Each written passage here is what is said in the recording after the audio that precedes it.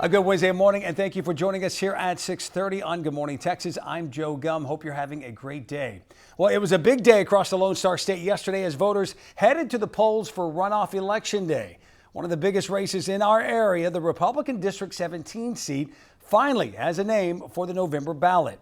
Comeback candidate Pete Sessions won big yesterday and will now face a Democratic contender in the November general election. 25 News reporter Dennis Turner has reaction from Sessions and a look at the campaign ahead. At a time when uncertainty seems to rule the day in terms of our daily lives and in politics, Texas Republican voters went for the familiar Tuesday, sending former Dallas area Congressman Pete Sessions, a Waco native, into the general election for Congress in November, representing Central Texas and the Brazos Valley. As voters went to the polls Tuesday, Sessions noted the devastating impact COVID-19 has had on politics, people, and the American economy. He remains optimistic that Texans and Americans pulling together, taking necessary steps, can beat the coronavirus without the threat of another damaging economic shutdown. He indicated policies of the past may not have served us as well as some think, and that he intends to listen to all sides of any issue. I will hopefully be a congressman that will be from the bottom up, not the top down. I think top down leadership in this congressional district did not work.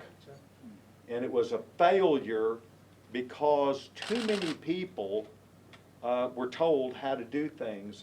Sessions remains completely and totally optimistic in Americans, in Texans, and in bold new ideas he says will lift us from our current crisis and propel us forward, but only if our leaders listen. At a time when leaders need to lead and people need a clear message of what they will be for and where we really need to use our leadership abilities, I will be more than just a vote. I promise you, I will be a person who will listen and work with you. That's important because recent polls show conservative Republicans losing ground lately as the Lone Star State drifts from solid red toward a more liberal blue, making Texas a true swing state. Perhaps Sessions' biggest job, convincing the rest of the Republican Party he's the man to best represent Central Texas and the Brazos Valley, and bring in enough left-leaning and center-leaning voters to help him seal a decisive victory come November. In West Waco, Dennis Turner, 25 News.